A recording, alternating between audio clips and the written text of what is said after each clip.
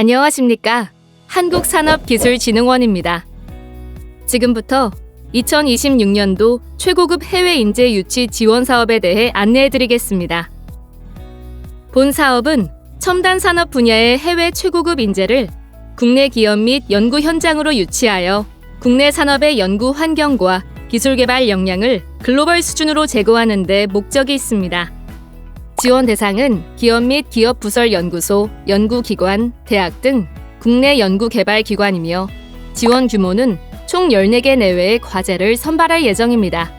예산은 과제당 1차년도 3억 원, 2에서 3차년도 각 6억 원씩 총 15억 원 이내의 금액이 지원됩니다. 지원 기간은 26년 7월부터 28년 12월까지 최대 30개월입니다. 3개년 일괄 협약으로 추진되나 연차별 점검 결과 및 정부 예산 상황에 따라 지원 규모가 조정되거나 지원이 중단될 수 있습니다.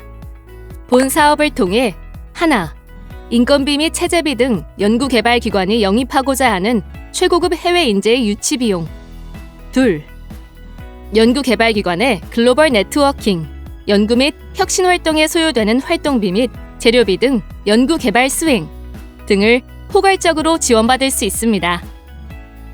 지원 분야는 전 산업 분야를 대상으로 하되 반도체, 2차 전지, 디스플레이, 바이오, 로봇, 방산, 인공지능, 첨단 모빌리티 등 8대 첨단 산업 분야는 첨단 산업 인재 혁신 촉진 제도에 따라 우대합니다.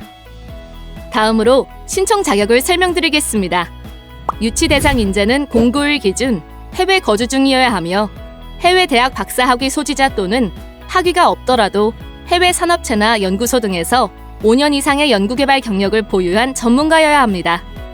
해외 기관에 재직 혹은 재학 중인 내국인도 취업이 가능하다면 포함되나 공고 시작일 이전에 이미 채용된 자는 신청할 수 없습니다.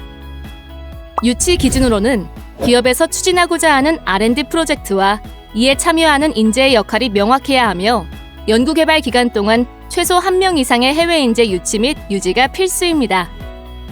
고용 조건의 경우 풀타임 근로계약 체결이 가능해야 하며 1년 중 최소 6개월 이상, 총 연구개발 기간의 50% 이상 반드시 국내에 상주하며 연구를 수행해야 합니다.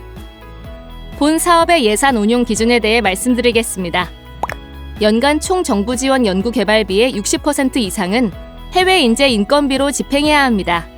6억 원 과제를 기준으로 하면 약 3억 6천만 원 이상이 인건비로 책정되며 해외 인재는 최소 1명에서 최대 3명까지 유치하여 지원할 수 있습니다.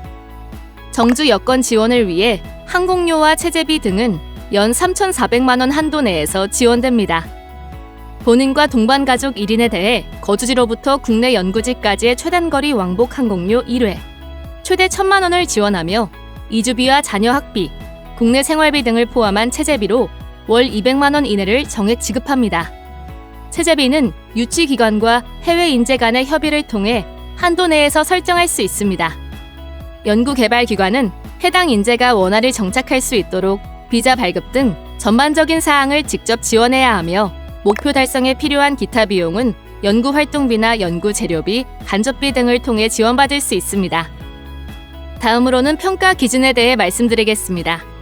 본 지원 사업은 해외 인재를 활용한 연구개발 계획의 타당성 및 유치 예정인 해외 인재의 우수성을 중심으로 평가합니다. 평가 항목은 연구개발 계획의 타당성 60점, 해외 인재의 우수성 40점으로 구성됩니다. 스타트업, 벤처기업을 포함하여 중소, 중견기업 주관 연구개발인 경우 3점의 추가 가점이 부여됩니다. 추진 일정은 다음과 같습니다. 1월 19일부터 4월 6일까지 공고 및 접수가 진행되며 5월까지 선정평가를 거쳐 6월 중에 협약을 체결할 예정입니다. 본격적인 사업 수행은 7월 1일부터 시작됩니다. 마지막으로 많은 분들이 궁금해하시는 주요 FAQ를 정리해드립니다. 해외 인재를 특정하여 신청해야 하나요? 네, 맞습니다. 유치기관이 직접 유치하려는 해외 인재를 특정하고 사전에 사업 참여 의향, 유치 조건 및 계획 등을 확인하여 과제를 신청해야 합니다. 과제 신청 시 참여 의향 확인서를 함께 제출해야 합니다.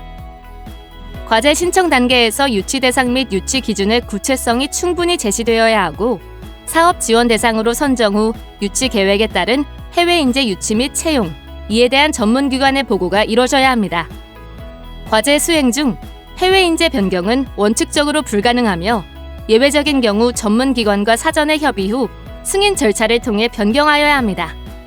국내에 체류 거주 중인 외국인도 지원이 가능한가요? 불가합니다. 과제 지원 시 유치 인재의 해외 거주를 증명하는 서류가 필요합니다.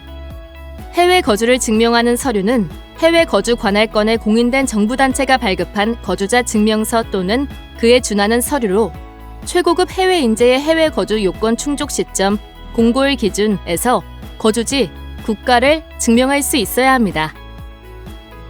해외 인재 학위 취득 및 경력 조건의 세부 기준이 무엇인가요?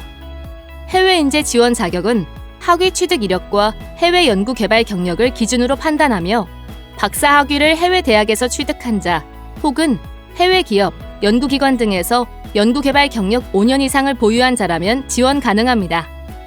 예를 들어 박사 학위를 미소지하였지만 현재 해외에 체류 중이며 연구개발 경력을 5년 이상 가지고 있거나 학사, 석사 학위를 국내 대학에서 취득하고 박사 학위를 해외 대학에서 취득한 경우 학석 박사 학위를 국내 대학에서 취득 후 해외 기업에서 5년 이상 경력을 보유한 자 등은 지원이 가능합니다.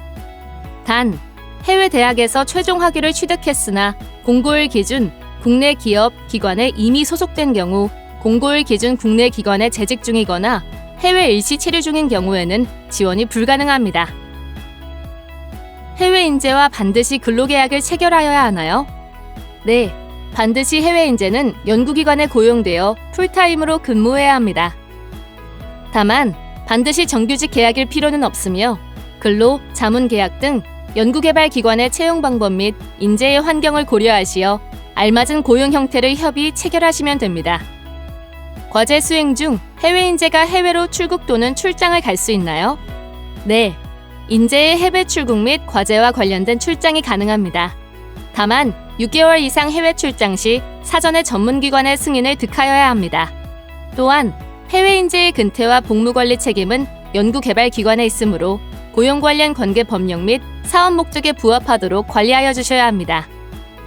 기술료 징수 및 성과 활용, 삼책 50 등에 해당하는 사업인가요?